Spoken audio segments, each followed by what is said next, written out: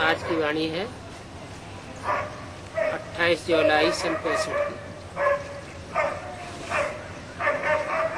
Record चला है। माता ओ माता, तू है जग की भाग्य विधाता।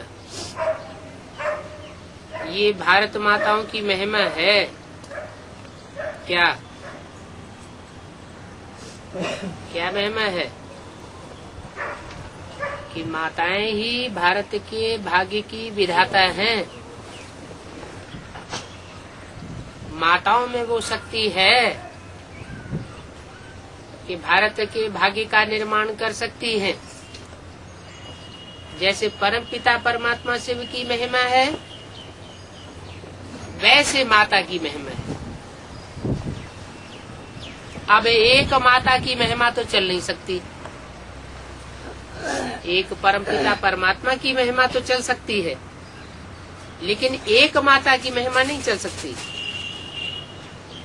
एक माता तो कुछ कर न सके।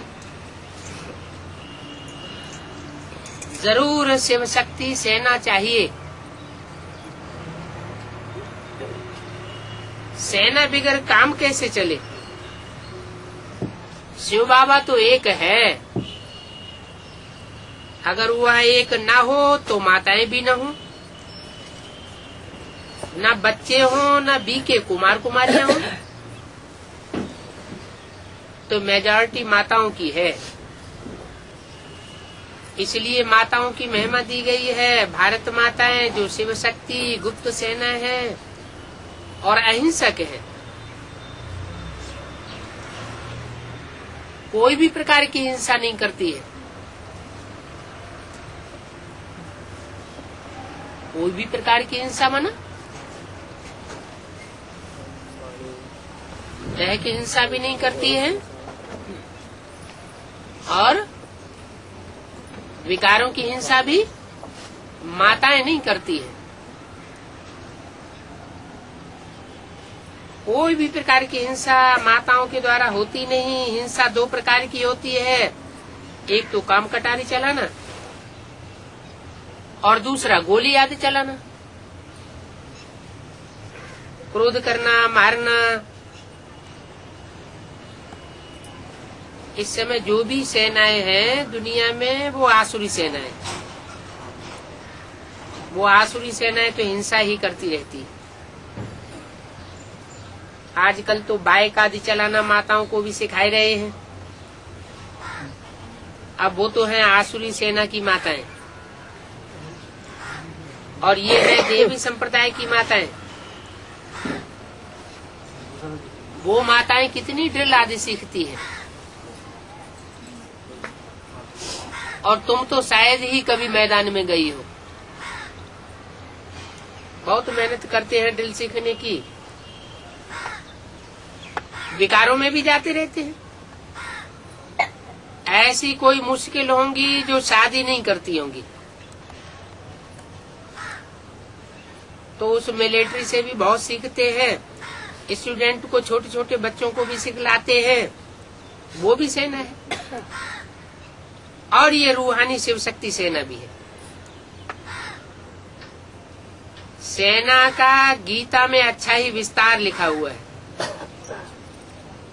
प्रैक्टिकल में क्या है वो तो तुम ही जानते हो।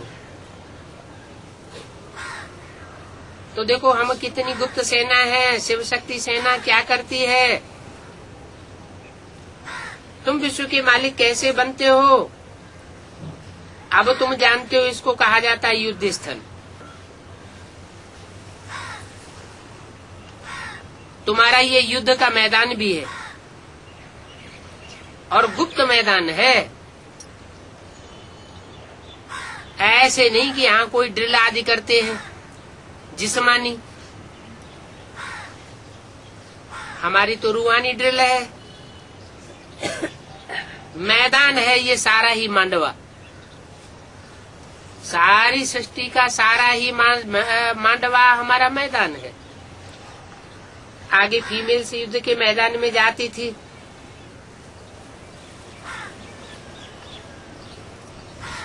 अभी भी जाती है।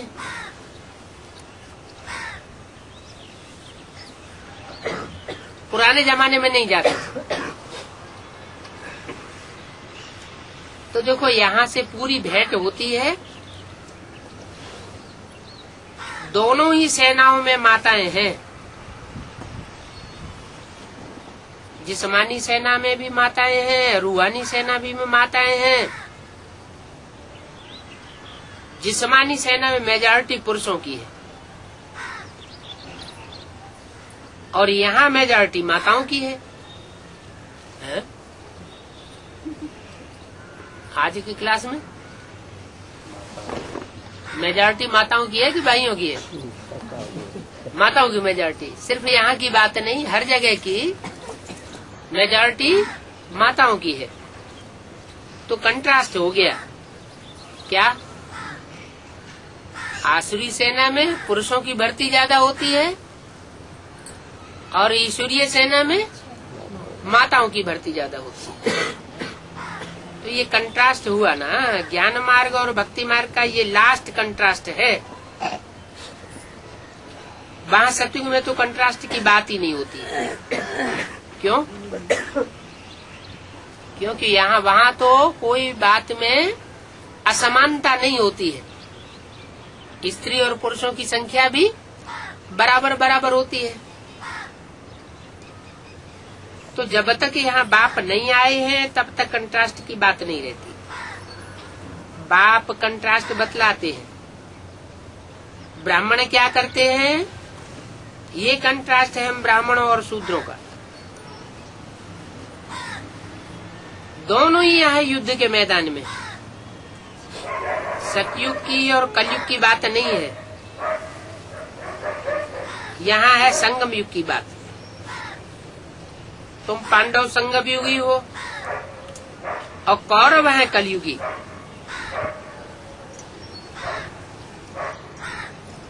कलयुगी क्यों कहा? कौरवों को खास कलयुगी बताई दिया और पांडवों को संगम युगी बताई दिया। क्यों? पांडवों को सतयुगी क्यों नहीं बताया है? क्योंकि पांडवों को ले जाने वाला पंडा बाप आया हुआ है। कौरवों का तो नाम ही है कौरव।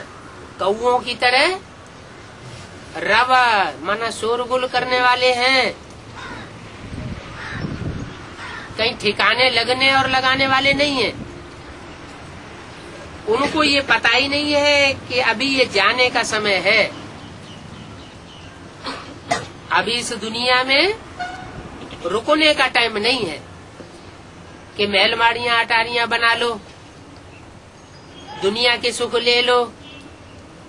अब वो टाइम नहीं रहा।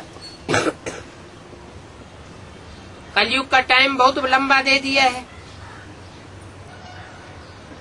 आहिस्ते आहिस्ते ये बात भी समझेंगे कि अभी कलयुग हजारों वर्ष का नहीं है। तुम्हारे द्वारा इन सब बातों को समझेंगे।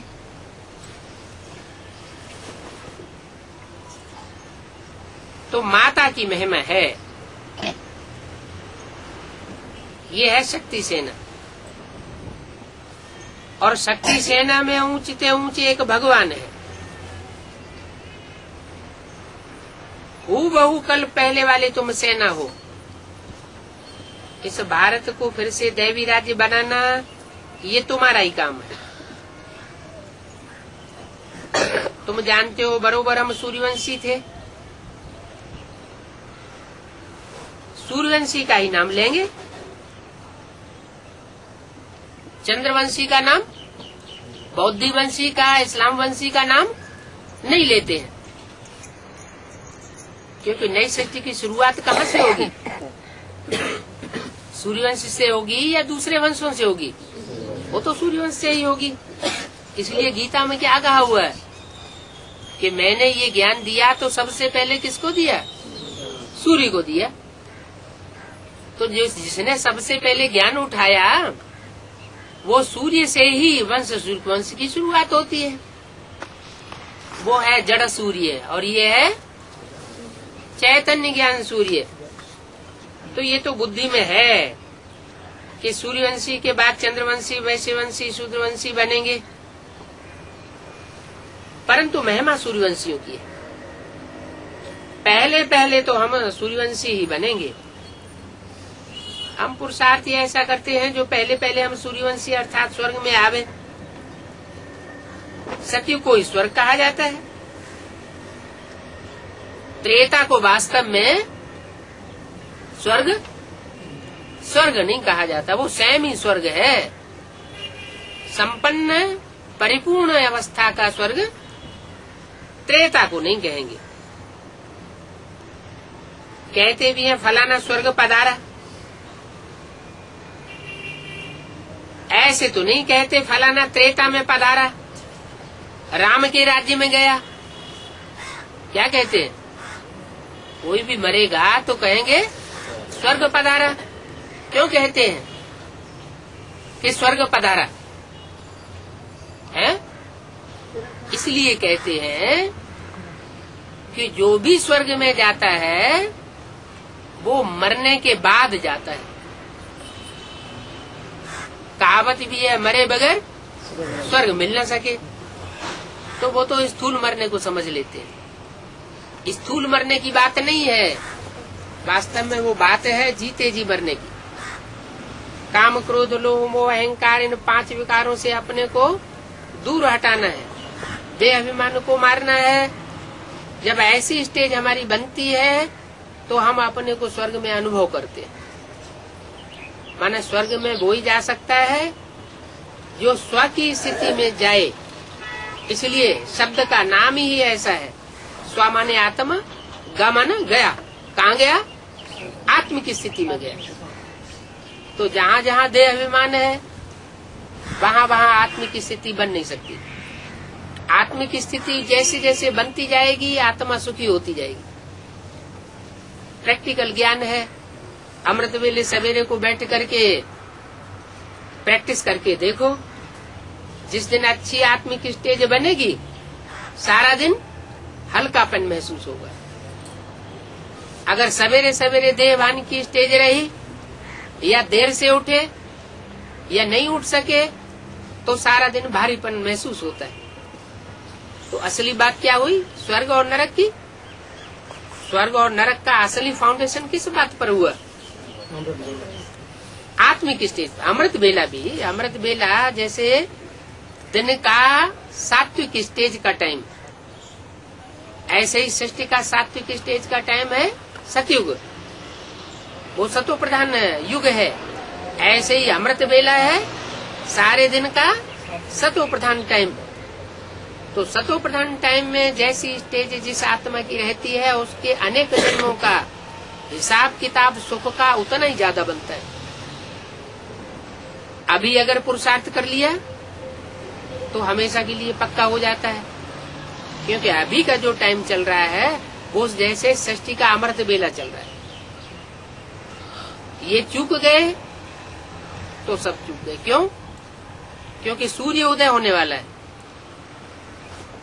जिस सूर्य को परमात्मा सुप्रीम सोल ज्योति बिंदु आकर के पहले पहले ज्ञान का डोज देता है, वो ज्ञान सूर्य संसार में उदय होने वाला है। और ज्ञान सूर्य संसार में उदय होने से पहले का जो टाइम है वो अमृत बेला कहा जाता है। तो जो अमृत बेला का टाइम है वो तो चूकना नहीं चाहिए। तो नाम लेते हैं स्वर्ग में गया, माने आत्मिक स्थिति में गया। भारतवासी जानते हैं वैकुंठ में कृष्ण का राज्य था।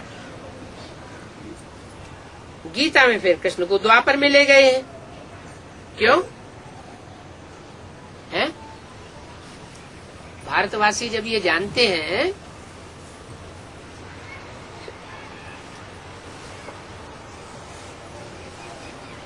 कि कृष्ण वैकुंठ में था, तो जब कृष्ण वैकुंठ में था इस बात जान ली, और वैकुंठ तो दुनिया की सात्विक स्टेज का नाम है। फिर गीता में कृष्ण को द्वापर युग में क्यों ले गए? कारण क्या हुआ है? कारण ये हुआ कि जब नई सृष्टि की शूटिंग का समय चल रहा था, परमात्मा इस सृष्टि पर आता है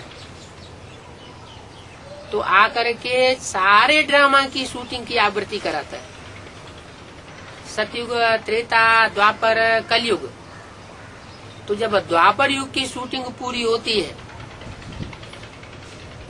तब कृष्ण की सोल संपन्नता की स्टेज को प्राप्त करती है। इसलिए उस समय कृष्ण की प्रत्यक्षता दिखाई जाती है। प्रत्यक्षता रूपी जन्म, जैसे बच्चा जन्म लेता है तो प्रत्यक्ष होता है संसार में, ऐसे ही कृष्ण की सोल द्वापर युगी शूटिंग के अंत में प्रत्यक्ष होती है। तो कृष्ण को द्वापर में ले गए हैं, उसका मूल कारण जाता है संगम युगी शूटिंग को। वास्तव में कृष्ण द्वापर युग में आया, ये झूठी बात है। क्योंकि द्वापर के अंत में अगर भगवान कृष्ण भगवान बन करके आए तो दुनिया में पापी कलयुग की स्थापना करने का निमित्त बनेगा क्या? भगवान तो पापी कलयुग की स्थापना करने नहीं आता। भगवान तो आता है सत्य युग की स्थापना करने, झूठ खंड का विनाश करने। झूठ खंड कहा जाता है कलयुग को। कलयुग के जो कलह क्लेश हैं वो नष्ट करने के लिए ही परमात्मा का आना होता है। तो ये बात झूठी हो साबित हो जाती है कि कृष्ण द्वापर के अंत में आया। द्वापर के अंत में नहीं आया, आया तो संगम में ही। कलयुग के अंत और सतयुग के आदि को ही संगम कहा जाता है। और जिस संगम के पीरियड में आया उसमें चारों युगों की आवृत्ति होती है, रिहर्सल होती है, रिकॉर्डिंग होती है। उसमें जब द्वापर युग की शूटिंग होती है, रिहर्सल होती है, तब कृष्ण की सोल ब्राह्मण बच्चों के बीच, ब्राह्मणों की दुनिया के बीच प्रत्यक्ष होना शुरू होती है। क्योंकि जब तक कृष्ण का अंतिम जन्म ब्रह्मा दादा लेखराज वो संपूर्ण 100 साल पूरे न करे तब तक वो कृष्ण के रूप में प्रत्यक्ष हो भी कैसे सकता है? क्योंकि शास्त्रों में तो गाया हुआ है ब्रह्मा की 100 साल एज होती है। तो 100 साल ब्रह्मा के पूरे होंगे तभी तो कृष्ण बच्चे के रूप में वो गर्भ में आएगा। तो ब्रह्मा मृत्युलोक में खलास हो जाता है। मृत्युलोक की आयु ब्रह्मा की 100 साल पूरी आंकी जाती है। वो जो शास्त्रों में भी ऐसे ही लिखा हुआ है। तो कृष्ण के रूप में बैकुंठ में उसे दिखाया जाता है कि पीपल के पत्ते पर कृष्ण की आत्मा आराम से गर्भ महल में बैठी हुई है। दूसरी आत्माओं को दुख और तकलीफ महसूस होती है, लेकिन उस आत्मा के अंदर ज्ञान की पराकाष्ठा इतनी जास्ती है कि जैसे मस्त होकर के अंगूठा चूसते हुए बैठा है। अंगूठाकार आत्मा को दिखाया जाता है। अंगूठे का मतलब हुआ कि आत्मा की स्थिति में स्थित होकर स्वचिंतन में बैठता है। तो जो स्वचिंतन में रहता है उसको परचिंतन आता नहीं है। परचिंतन आता नहीं है तो कोई प्रकार का दुख भी नहीं महसूस होता है। तो इसलिए जो चित्र दिखाया है गर्भ महल का पीपल के पत्ते पर जिसमें कृष्ण बैठा हुआ है, तो पीपल के पत्ते की नवैया दिखाई दी है। क्या मतलब हुआ कि जिस शरीर रूपी नवैया में वो प्रवेश करता है वो हल्की फुल्की नवैया है, कोई देहभान का भारीपन नहीं है। तो गीता में कृष्ण को द्वापर में ले गए हैं तो ये सब झूठ बात है। स्थूल द्वापर में कोई कृष्ण नहीं आता है। तुम समझाते हो इन बातों को तो बिगड़ पड़ते हैं, क्योंकि उनको सच्चे का पता ही नहीं है। क्या अगर उनको सही बात बताएं तो बिगड़ जाएंगे। सच बतलाने वाला मिला ही नहीं है और तुमको तो मिला है। वो सब सच बताते हैं और सबको सच्चा बनाते हैं, सचखंड की स्थापना करते हैं। कभी भी क्रूर कपट नहीं करना है, तुम्हारा कुछ भी नहीं छिपा रहेगा। क्या दुनिया का भी कुछ नहीं छिपा रहेगा और तुम्हारा भी कुछ भी छिपा नहीं रहेगा। तुम तो छिपाते भी नहीं हो। तुम तो अपना सारा पोता मिल बाप को दे देते हो, तो तुम्हारा छिपे रहने की बात है ही नहीं। जो जैसा कर्म करता है वैसा फल पाता है। बाप तो आकर के अच्छे से अच्छे कर्म सिखाते हैं। ईश्वर के पास कोई का भी कर्म छिपा नहीं रह सकता। कोई पोता मेरा न भी दे तो भी ईश्वर के पास कोई का पाप कर्म किया हुआ छिपा हुआ नहीं रहेगा। कर्म भोग भी बहुत कड़ा होता है। बल तुम्हारा ये अंतिम जन्म है तो भी सजाएं तो खानी पड़ेंगी। अंतिम जन्म होते हुए भी ऐसे नहीं कोई सजाओं से छूट जाए, क्योंकि अनेक जन्मों का हिसाब किताब इस लास्ट जन्म में चुकतू होना है। बाबा ने समझाया, काशी करवट खाते हैं तो जब तक प्राण निकले, जब तक दूसरा जन्म लेवे, तब तक आत्मा को बहुत भोगनी पड़ती है। गर्भ महल में गर्भ जेल अनुभव होती है। त्राहि त्राहि करती रहती है आत्मा, बहुत कष्ट सहन करना पड़ता है। एक तो कर्म भोग, बीमारी,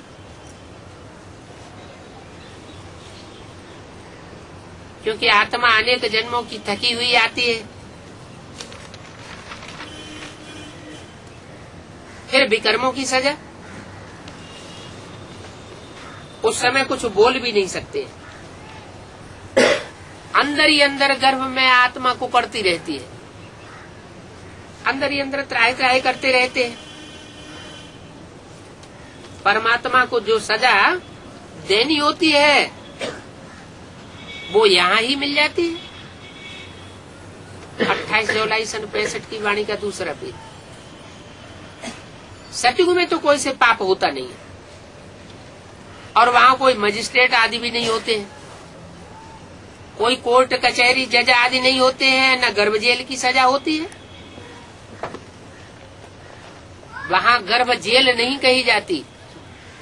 गर्भ में आत्मा कोई प्रकार का दुख नहीं भोगती। वहाँ तो गर्भ महल है, आराम से आत्मा रहती है। दिखाते हैं पीपल के पत्ते पर कृष्ण अंगूठा चूसता हुआ आया। वो तो हुई सतयुग की शुरुआत की बात। जो स्वर्णिम संगम युग की शुरुआत होती है वो संकल्पों की दुनिया से शुरू होती है। तो संकल्पों की दुनिया में पावर ज्यादा होती है। संकल्प होता है बीज, अगर बीज पावरफुल है तो आगे वृक्ष भी पावरफुल होता है। तो ऐसे ही संगम की दुनिया में जब शिव बाबा आते हैं तो कृष्ण को पालना कहाँ देते हैं? पहले पहले दादा लेखराज की सोल, जो कृष्ण की सोल है, वो पहले पहले कहाँ पालना लेती है? ज्ञान गर्भ महल में पालना लेती है। वो जो सुख है वो सुख और किसी जन्म में प्राप्त नहीं हो सकता। उस सुख का नाम है नंबरवार पुरुषार्थ अनुसार वो सुख मिलता है, उसको कहते हैं अतीन्द्रिय सुख। इंद्रियों से परे की स्टेज में रहने वाला सुख। तो गर्भ महल की बात है। सतयुग में बड़े आराम से पैदा होते हैं, सजा की बात नहीं है। वहाँ तो आदि मध्यंत सुखी सुख रहता है।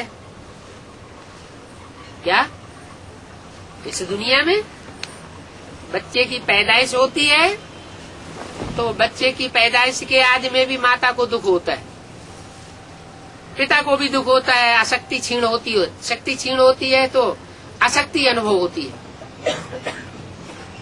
तो आदि में भी दुख। बच्चा पैदा होता है, उसकी पालना करनी पड़ती है तो भी दुख। बच्चा रोता हुआ पैदा होता है, और जब मृत्यु होती है तो भी गाबड़े आते हैं। तो आदि जिसका सुखाला नहीं, मध्य और अंत भी सुखाला नहीं हो सकता। आदि में भी दुख है, मध्य में भी दुख और अंत में भी दुख। और जो परमात्मा बाप आकर के दुनिया स्थापन करते हैं, उसके आदि में भी सुख, मध्य में भी सुख और अंत में भी बड़े आराम से शरीर छूटता है। तो इस दुनिया में आदि मध्य अंत दुख ही दुख है। और वो है आदि मध्य अंत सुख की दुनिया, ये है आदि मध्य अंत दुख की दुनिया। अभी तुम सुख की दुनिया में जाने के लिए पढ़ाई पढ़ रहे हो, समझते हो ये गुप्त सेना वृद्धि को पाती रहेगी। जितना जो बहुतों को रास्ता बतावेंगे उतना उतना ऊंच पद पावेंगे। क्या अनेक जन्म जन्मांतर की राजाई मिलने का कारण क्या बताया? कोई भी आत्मा अनेक जन्मों तक राजाई भोगेगी, उसका कारण कहाँ से शुरू हुआ? संगम युग में जिन्होंने जितनी ज्यादा दूसरों की सेवा की होगी ईश्वरीय ज्ञान से, तो ईश्वरीय ज्ञान से जिनकी ज्यादा जितनी सेवा का स्टॉक होगा वो उतना ही अनेक जन्मों तक सुख में रहेंगे, राजाई भोगेंगे, राजघराने में जन्म लेंगे। अगर दूसरों की सेवा नहीं की होगी, ईश्वरीय ज्ञान लेने के बावजूद भी झरमोई जगमोई में लगे रहे होंगे, तू तेरे की मेरे की बातों में फालतू अपना समय गवाते रहे होंगे, तो वो प्राप्ति नहीं कर सकेंगे। तो बोला ऊंच पद पावेंगे, उसके लिए मेहनत करनी है, बाप को याद करने की भी मेहनत करनी है। ऐसे नहीं दूसरों को ज्ञान सुनाते रहे और खुद की स्टेज नीचे गिरती रहे तो दूसरों के ऊपर असर भी नहीं पड़ेगा। जो पैदाइश भी होगी वो कमजोर आत्माओं की पैदाइश होगी, कमजोर प्रजा बनेगी। जो राज्य तैयार होगा वो कमजोर राज्य तैयार हो जाएगा। अगर पावरफुल राज्य तैयार करना है तो उसके लिए सेवा के साथ साथ क्या करना पड़े? सेवा में याद का बल जरूर भरना पड़े। तो मेहनत करनी है बाप को याद करने की। तुम जानते हो बरोबर बेहद के बाप से बेहद का वर्षा मिला था। क्या बेहद का वर्षा मिला भी किससे था? इब्राहिम बुद्ध क्राइस्ट जो हद के बाप हैं तो बड़े थे बड़े, महान थे महान। क्राइस्ट के फॉलोअर्स कितने होंगे? दुनिया में 500-600 करोड़ आबादी है, क्रिश्चियंस कितने होंगे? 1 करोड़ से भी ज्यादा क्रिश्चियंस हैं। तो इतने क्रिश्चियंस दुनिया में फैले हुए हैं, उनका धर्म पिता तो बहुत महान हुआ, इतने उसके फॉलोअर्स हो गए, फिर उसको बेहद का बाप कहेंगे? बेहद का नहीं कहेंगे। क्यों? क्योंकि फिर भी उसमें हद लगी हुई है। कितनी? 1-2 करोड़। बेहद का कब कहें? जब 500-700 करोड़ जो भी मनुष्य सृष्टि है वो सारी मनुष्य सृष्टि उसको अपना बाप माने। बाप माने ही नहीं, जाने भी माने भी और कोई न कोई तरीके से मिले भी। इसलिए मुरली में बोला है फादर कहे और फादर कभी मिले ही नहीं, वो फादर कैसे हो सकता? सारी दुनिया की जो भी आत्माएं हैं सब से आकर मिलते हैं, तब उनका गायन होता है हेवनली गॉड फादर।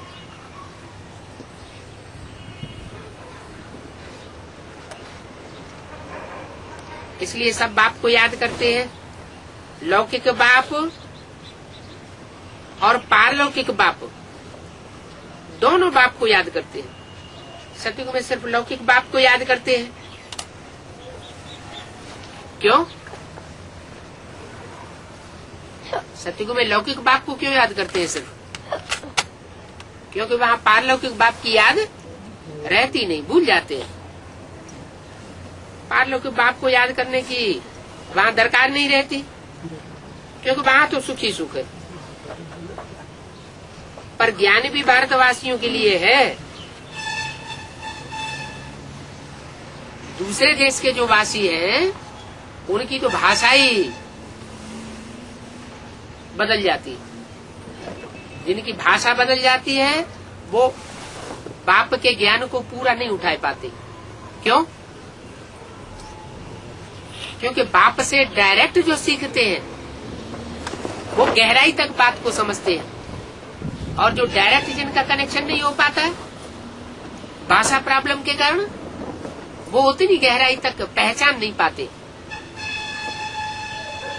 तो ये ज्ञान सारा भारतवासियों के लिए है और धर्म वालों के लिए नहीं है।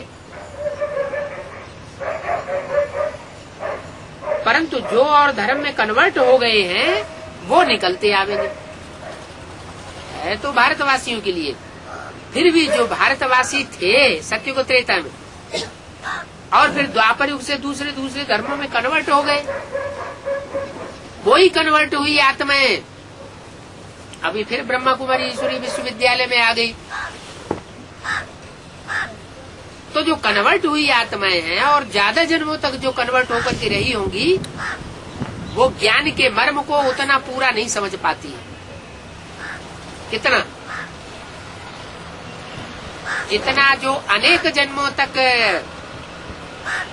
देवी देवता सनातन धर्म में रहने वाली आत्माएं समझेंगी, उतने दूसरे धर्म में दूसरे देश में कन्वर्ट होने वाली आत्माएं नहीं समझ पाएंगी। तो बोला और धर्म वालों के लिए ज्ञान नहीं है, परंतु जो कन्वर्ट हो जाते हैं वो निकलते आते हैं और आगे चलकर निकलते आवेंगे। वो आकर के योग भी सीखेंगे। किससे? हैं? क्योंकि योग सिखाने वाला तो एक ही परमपिता परमात्मा है। एक बाप के सिवाय योग, राजयोग और कोई सिखा ही नहीं सकता। तो सभी आकर के राजयोग सीखेंगे। जो भी कन्वर्ट हो गए हैं वो निकलते चले आवेंगे। योग पर समझाने के लिए निमंत्रण मिलता है, तो तैयारी करनी चाहिए। वहाँ क्या समझावे? समझाना है क्या तुम भारत का प्राचीन राजयोग को भूल गए हो? भगवान कहते हैं मन मना भव। राजयोग क्या है? ये कोई शारीरिक हठयोग नहीं है, ये कोई श्वास प्रश्वास का प्राणायाम योग नहीं है। ये क्या योग है? इसका नाम है राजयोग। इसमें ये राज भरा हुआ है कि मन को एकाग्र कैसे किया जाए। अगर मन को एकाग्र करने की प्रक्रिया सीख ली तो मन जीते जगत जीत कहा जाता है। मन के साधे सब सद है। मन 11वीं इंद्री कही जाती है और अति सूक्ष्म है। जो जितना सूक्ष्म होता है उसमें उतनी ही ज्यादा ताकत होती है। तो इस मन को कंट्रोल कर लिया, माना सब कुछ कंट्रोल हो गया। हर आत्मा के अंदर ये मन की मनन चिंतन मंथन शक्ति होती है।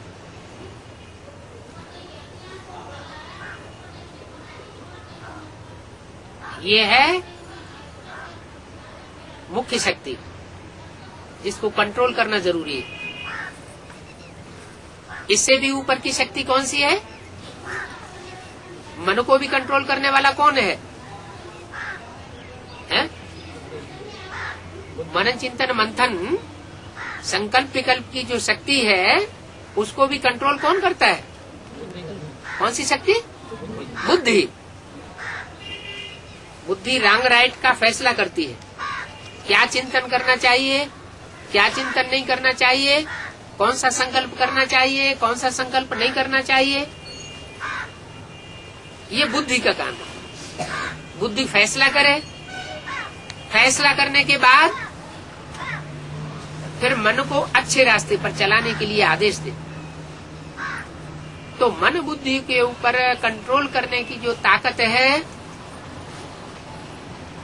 वो संस्कार शक्ति कही जाती है। संस्कार होते हैं पूर्व जन्मों से कनेक्टेड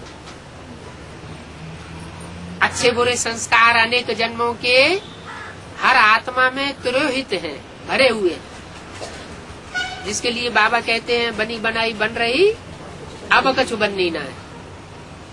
माने हर आत्मा अपने पूर्व जन्मों से अपना जन्म सिद्ध अधिकार लेकर के आई हुई है।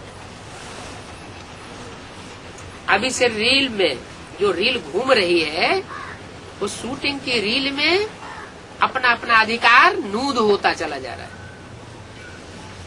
जैसे जैसे पूर्व जन्म के जिसके संस्कार हैं, उन संस्कारों के आधार पर हर आत्मा वही रास्ता अपना लेती है।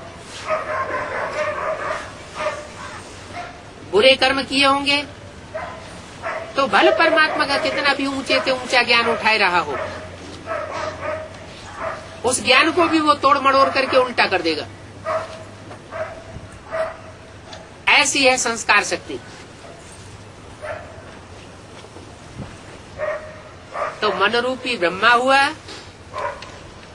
बुद्धि रूपी शंकर हुआ,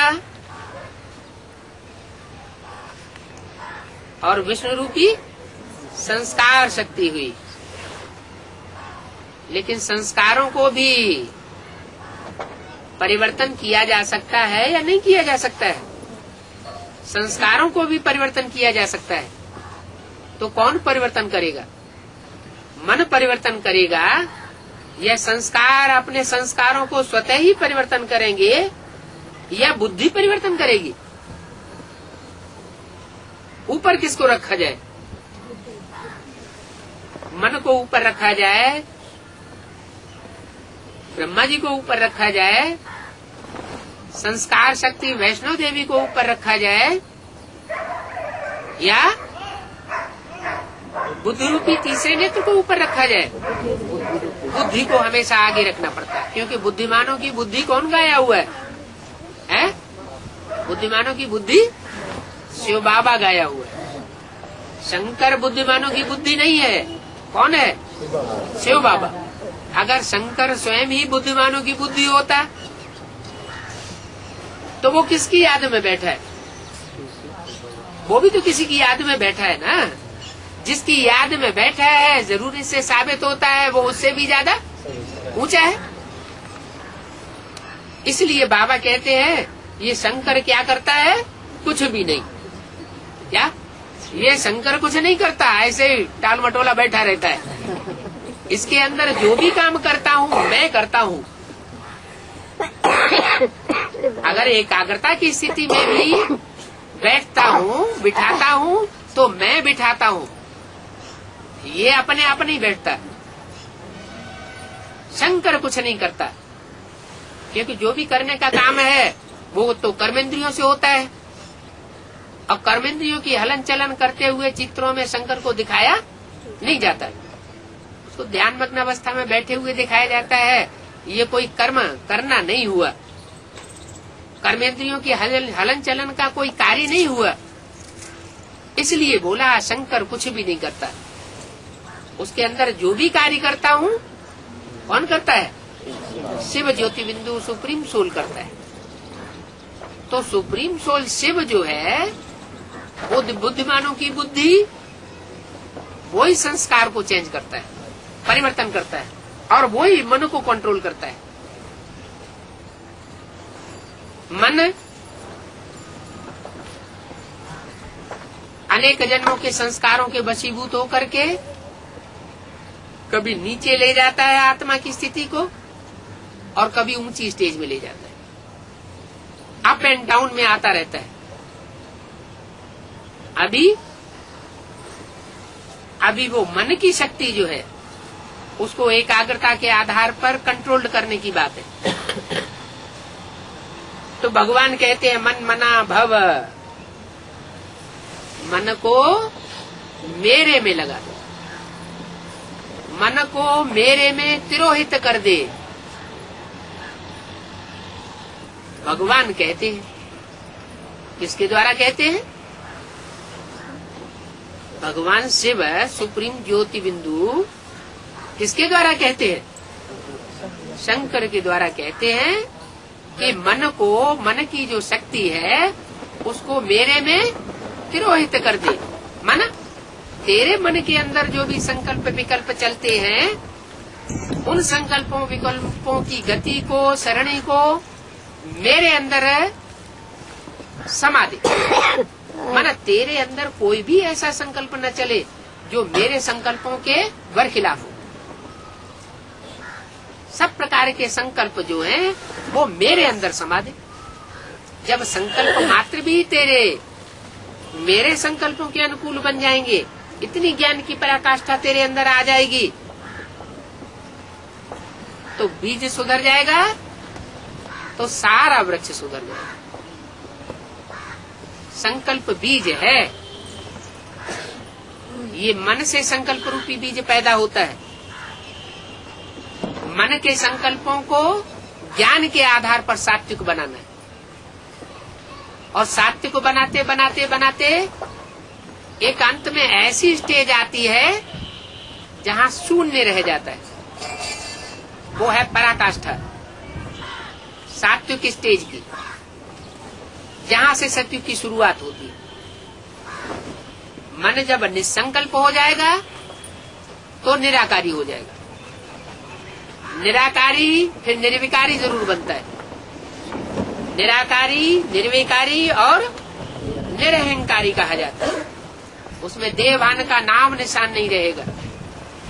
इसलिए बोला कि सत्युग की स्थापना के लिए मन मना भव। तू अपने मन के संकल्पों को मेरे मन के अंदर समा दे, तो जरूर वहां जाना पड़े। कहा? जब मन के संकल्पों को एक सुप्रीम सोल बाप के संकल्पों में हम तिरोहित कर देंगे तो कहाँ जाना पड़े? है निराकारी निर्विकारी दुनिया में जाना पड़े। निर्विकारी दुनिया निरहंकारी देवताओं की दुनिया होती है। हम आत्मा है, आत्मा को याद करना है, एक परमात्मा को। अगर दूसरे को याद किया तो संकल्पों में विरोधाभास पैदा होगा, क्योंकि एक व्यक्ति के संकल्प कभी भी नहीं मिल सकते दूसरे व्यक्ति से। हम सब मिलकर के एक ही पुरुषार्थ करें कि हमें एक बाप के समान संकल्पों में रमण करने वाला बनना है, तब ही निस्तार हो सकता है। तो आत्मा को याद करना है, एक परमात्मा को। निराकार परमात्मा ही कहते हैं। क्या कहा? कौन कहते हैं? है? निराकार परमात्मा माने बिंदी। बिंदी कह सकती है कुछ है? फिर क्यों कहा निराकार परमात्मा कहते हैं? है? निराकार परमात्मा का मतलब निराकारी स्टेज वाला है। वो निराकार परमात्मा जरूर कोई साकार तन में प्रवेश करता है, और प्रवेश करके निराकारी, निरहंकारी, निर्विकारी वाचा बोलता है। उस स्टेज में स्थिर होकर के बोलता है, कहता है। निराकार बच्चों को कहते हैं कि मुझे याद करो तो मेरे पास आ जाएंगे। अरे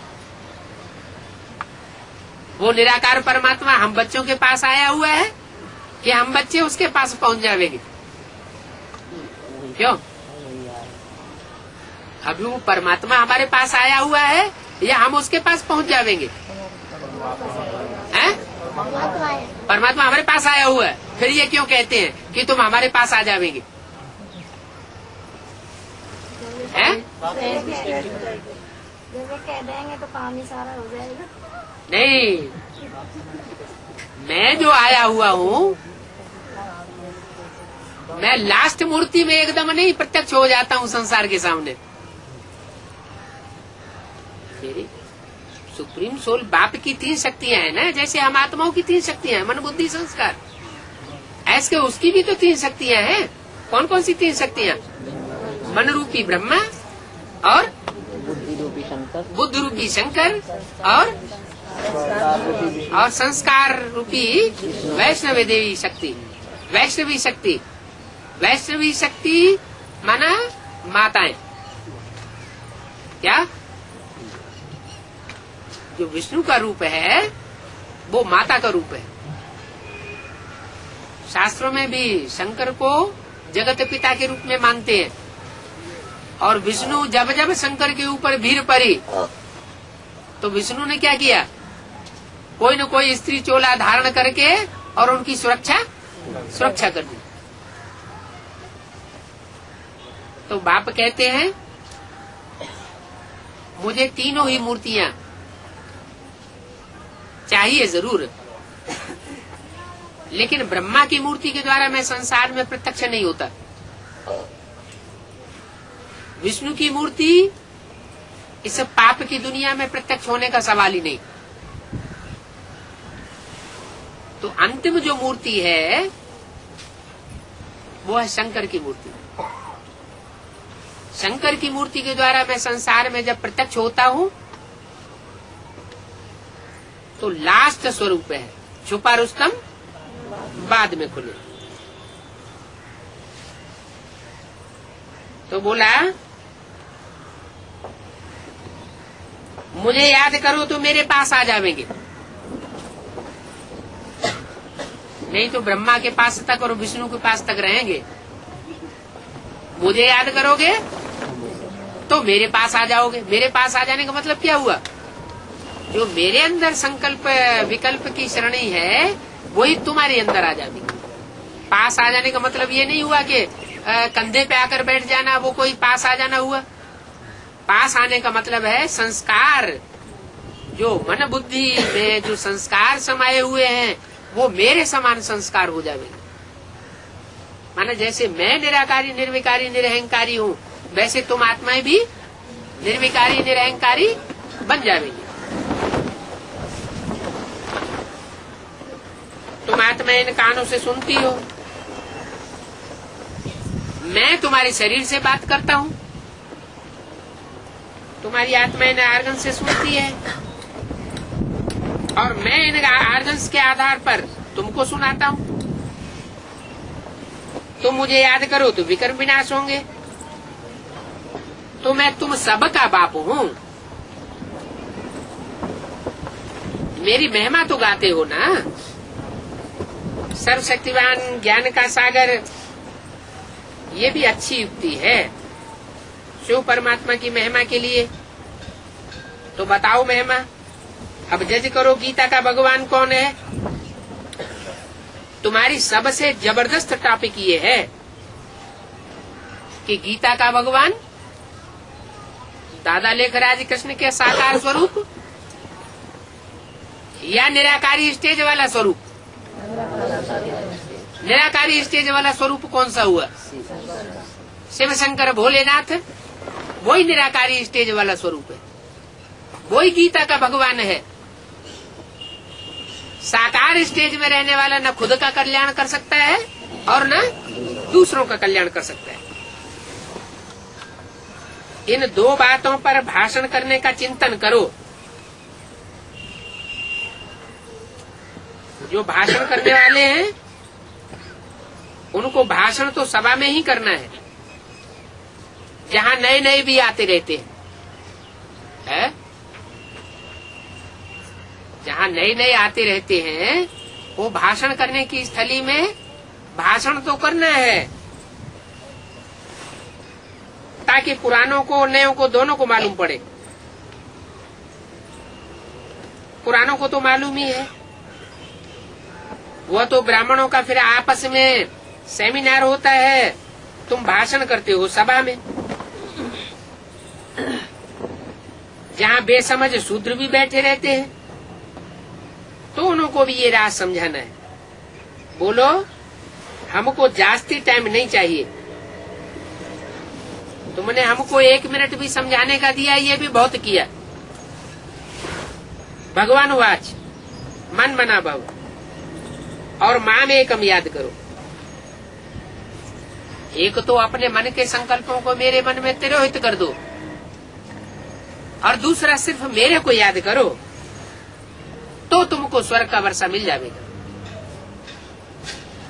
अगर अनेकों को याद करते रहे तो क्या होगा? तो काय का वर्षा मिलता जाएगा। है, नरक का वर्षा मिलता जाएगा। माना इस समय जो शूटिंग हो रही है, रिहर्सल हो रही है, ज्ञान लेने के बाद हम अपने नरक और अपने स्वर्ग की शूटिंग खुद ही कर रहे हैं। ज्ञान तो हमको मिल गया, बाप के सामने हमने अंजाम कर लिया कि ये पक्का ज्ञान है। एक को याद करेंगे ऊंचते ऊंच को तो हम स्वर्गवासी जन्म जन्मांतर के लिए बनेंगे, और अनेकों को याद करेंगे तो जन्म जन्मांतर के लिए नरकवासी बनते हैं। बाप तो आकर के हमको स्वर्ग का ही वर्षा देता है, लेकिन अब हमारे ऊपर भी ये जिम्मेवारी आ जाती है। अगर हम कोई भी परिस्थितियों में मुकाबला न करके, युद्ध न करके, और जैसी दुनिया की धारा बह रही है संकल्पों की, उस संकल्पों की धारा में अपने को बहा देते हैं, कोई भी पुरुषार्थ नहीं करते सुधरने और दूसरों को सुधारने का, तो जैसे कि हम वैश्यालय में गिरते, नरक में गिरते, हमारी नरक की शूटिंग होती जाती है। ऐसे नहीं कि कलयुग के अंत में जो जन्म होता है उसमें नरक ही नरक होता है, कोई सुखी नहीं होता। इस अंतिम जन्म में भी तो बहुत से परिवार ऐसे देखे जाते हैं जो अपने को बहुत सुख में महसूस करते हैं, और दूसरे भी देखने वाले महसूस करते हैं कि इनके अंदर तो जैसे विकार है ही नहीं। ये परिवार तो जैसे निर्विकारी परिवार है, निरहंकारी परिवार है। तो अंतिम जन्म की शूटिंग में भी वो उनके अंदर ऐसा ज्ञान बैठ गया कि उन्होंने वो धारणा प्राप्त कर ली। तो इस तरह की कोई और भी आत्माएं होंगी जो 82-83 जन्म का भी स्वर्ग कमाती है, तो जरूर वो हीरो पार्टधारी आत्माएं होंगी, सूर्यवंशी तबक्के की आत्माएं होंगी, दूसरे धर्मों में कन्वर्ट होने वाली आत्माएं नहीं होंगी। उनके अनेक जन्मों के संस्कार ऐसे रहे होंगे कि उन्होंने एक पाप दूसरा न कोई ये स्टेज को अपनाया होगा, माम एकम याद किया होगा, मन मना भव की ऐसी स्थिति को प्राप्त किया होगा। तो कोई दूसरी आत्माएं कर सकती है तो हम नहीं कर सकते क्या? जरूर कर सकते, लेकिन उन बातों पर विचार नहीं करते। भगवान की बातों को एक कान से सुनते हैं, दूसरे कान से निकाल देते हैं, तो अनेक जन्मों का दुख कमाने के निमित्त बन पड़ते। अभी बाप कहते हैं माम एकम याद करो,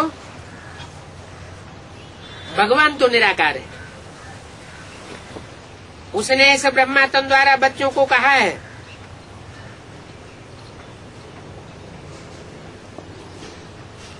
प्रजापिता ब्रह्मा की संतान ब्राह्मण ब्राह्मणियां होंगे ना, ब्राह्मण जरूर चाहिए। ब्राह्मण किसे कहा जाता है?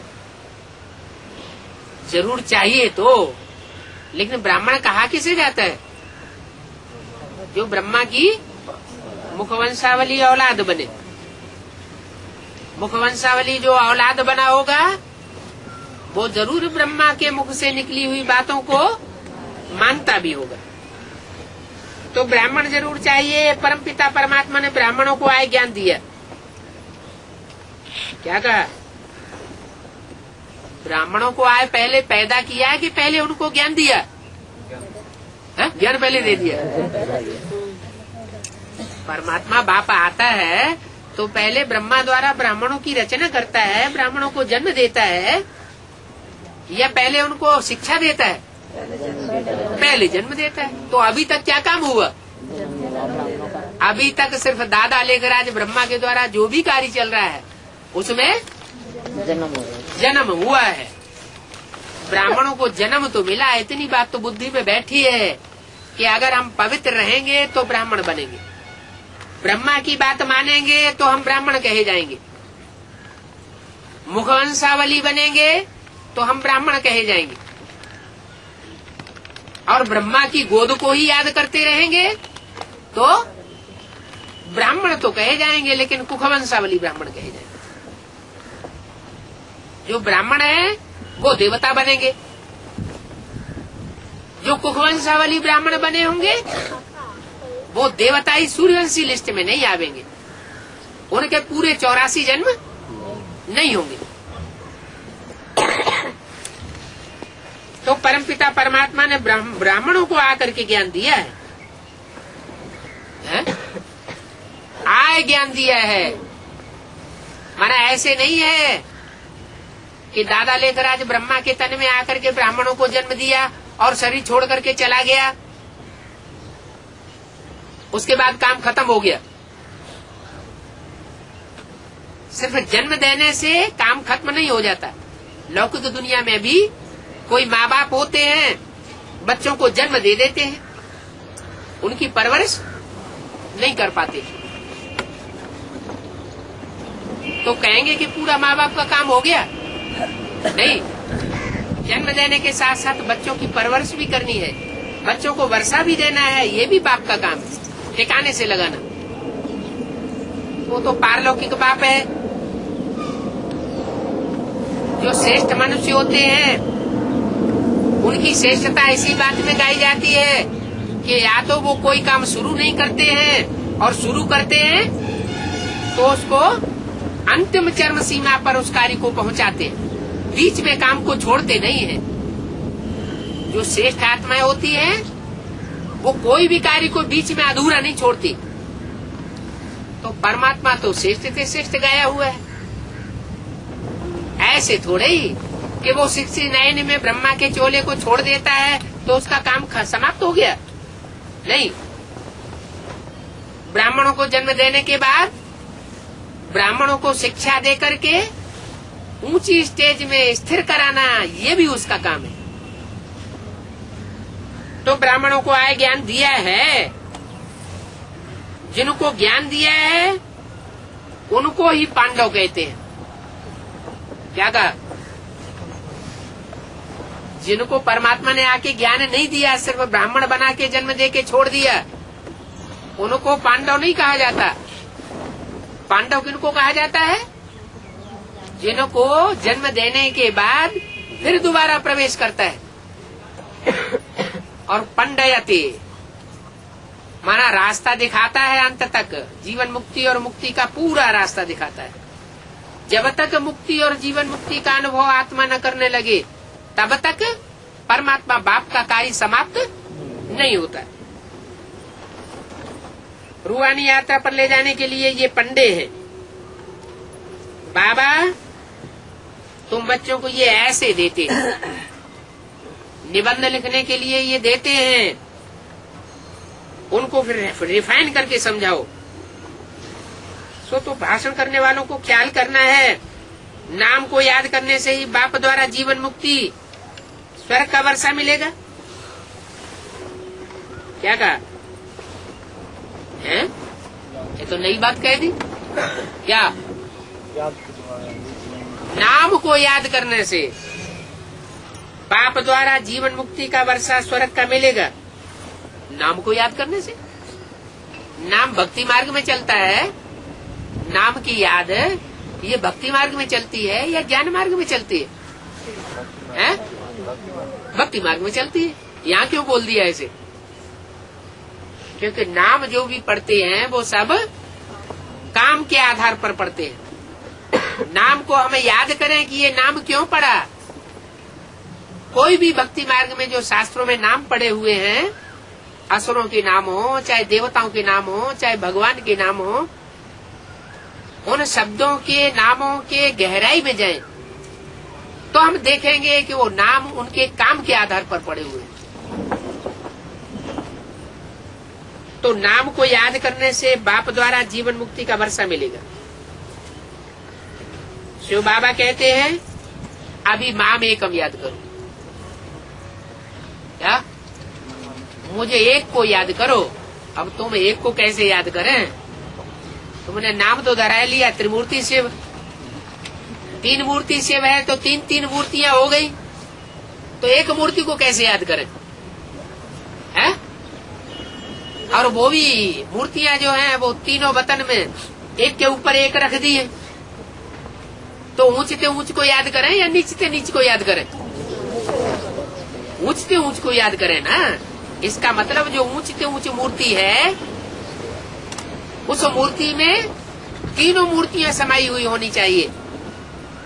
कौन कौन सी तीनों मूर्तियां? ब्रह्मा भी होना चाहिए चंद्रमा के रूप में, और वैष्णो देवी भी होनी चाहिए। वो कैसे? ब्रह्मा सो विष्णु, और तीसरी मूर्ति तो है ही। तो तीनों मूर्तियां एक ही मूर्ति में समाई हुई है।